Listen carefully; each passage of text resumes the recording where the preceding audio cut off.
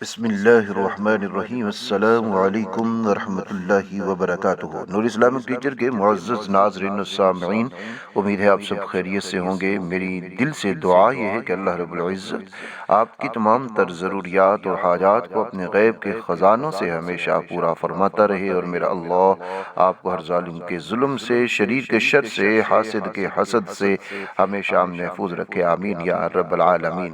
ناظرین اکرام، رمضان المبارک کی آمد ہے، اور رمضان المبارک کا چاند دیکھ کر آپ کو کچھ وظائف میں اس ویڈیو کے اندر بتاؤں گا۔ کچھ ایسی صورتیں ہیں جن کو اگر آپ پڑھ لیتے ہیں تو انشاءاللہ تعالی اللہ رب العزت کی طرف سے ایسی برکت ملے گی کہ جو برکت کبھی بھی ختم نہیں ہوگی۔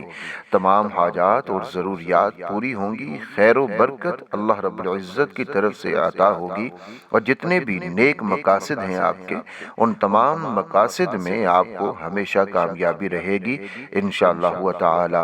جتنی بھی سختیاں ہیں کسی بھی طرح کی، چاہے وہ رزق کاروبار کے حوالے سے ہیں یا کوئی بھی سختیاں ہیں، وہ ساری سختیاں ختم ہو جائیں گی۔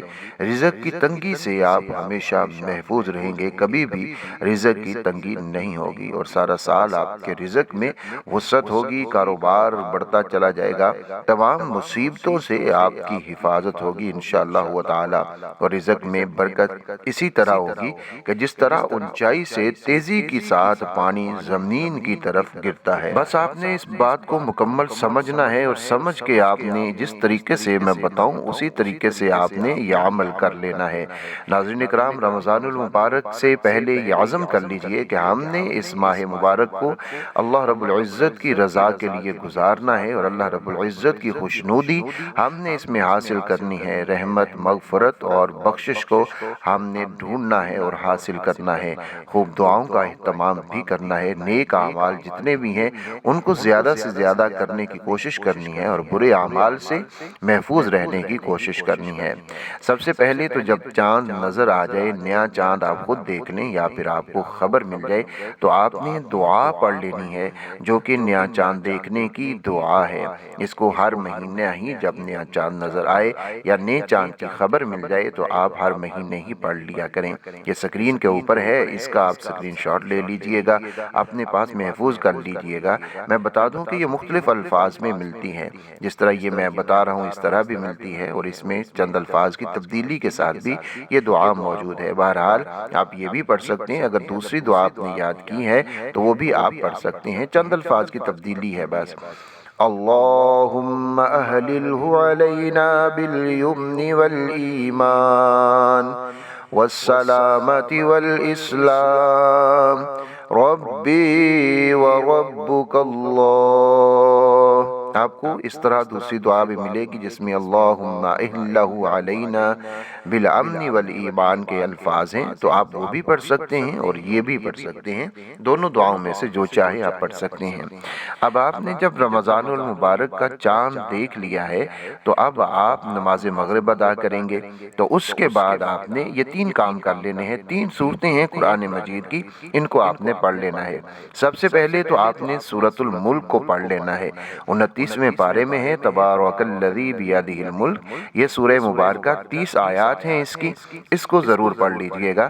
اس کو پڑھنے سے انسان کی زندگی سے سختیاں ختم ہو جاتی ہیں، اور رزق کی تنگی سے انسان محفوظ ہو جاتا ہے۔ 30 آیات ہیں تو 30 دن تک وہ اللہ رب العزت کی حفاظت میں بھی رہتا ہے، رزق میں برکت بھی رہتی ہے، اور سارے معاملات اس کے ٹھیک ہوتے ہیں۔ بلکہ اس کو تو روزانہ پڑھنے کا اہتمام اگر آپ کرتے ہیں تو انشاءاللہ تعالی کبھی بھی آپ کے رزق میں تنگی نہیں آئے گی، ہمیشہ وسعت ہی رہے گی، اور قبر میں بھی اللہ رب العزت کی طرف سے نور ہوگا۔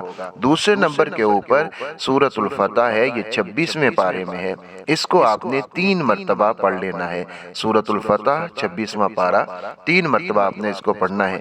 اگر آپ اس کو 3 مرتبہ پڑھ لیتے ہیں تو سارا سال آپ کے رزق میں وسعت ہوگی، پورا سال رزق میں کبھی بھی تنگی نہیں آئے گی، رزق کبھی کم نہیں ہوگا۔ اور اگر آپ کا کاروبار ہے تو کاروبار میں اضافہ ہوگا، آپ ملازمت کرتے ہیں تو آپ کی ملازمت میں آپ کی پروموشن بھی ہو جائے گی۔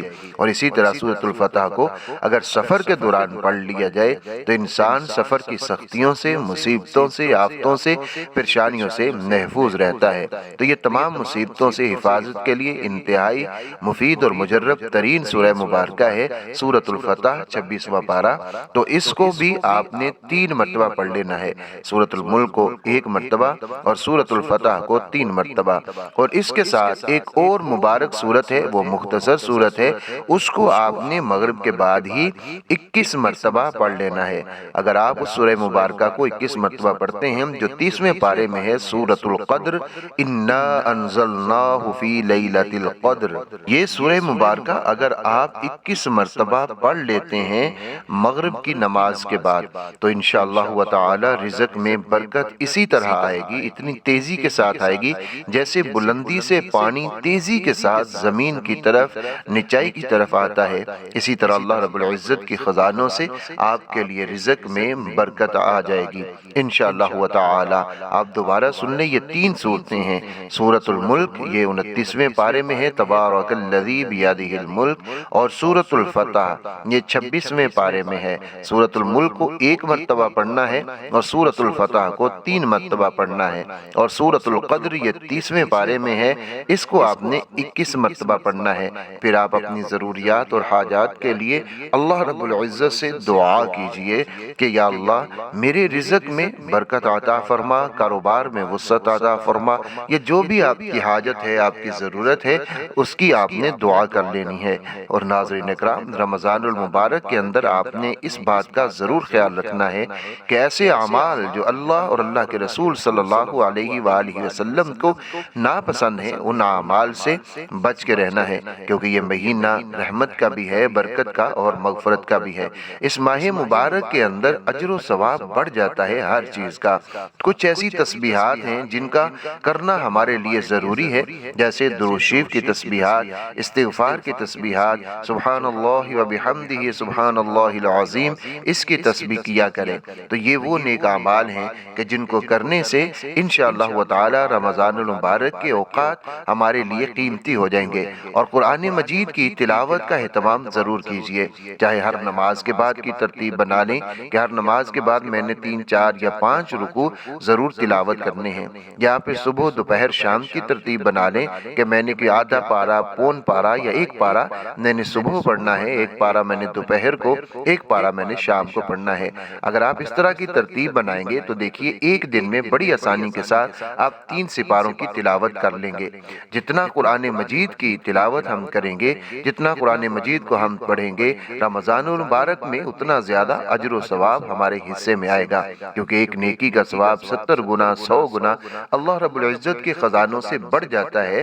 تو پھر جتنی ہم تلاوت کرتے جائیں گے، ذکر و اذکار کرتے جائیں گے، استغفار کرتے جائیں گے، درود شریف پڑھتے جائیں گے، اتنا ہی اجر و ثواب ہمارے نامہ اعمال میں جمع ہوتا جائے گا۔ اور اس کے ساتھ اپنے اڑوس پڑوس میں، ہمسایوں میں، محلے میں جو غریب اور نادار لوگ ہیں ان کا بھی خیال ضرور رکھیے۔ جتنی اللہ رب العزت نے آپ کو وسعت دے رکھی ہے اس میں سے کچھ نہ کچھ ان کے لیے بھی ضرور خرچ کیجیے گا۔ مجھے اور پوری امت مسلمہ کو اپنی خصوصی دعاؤں کے اندر ضرور یاد رکھیے گا۔ اللہ رب العزت سب کی ضروریات اور حاجات کو ہمیشہ پورا فرماتا رہے اور آپ سب کو دنیا و آخرت کی بھلائیاں اور کامیابیاں عطا فرمائے، آمین یا رب العالمین۔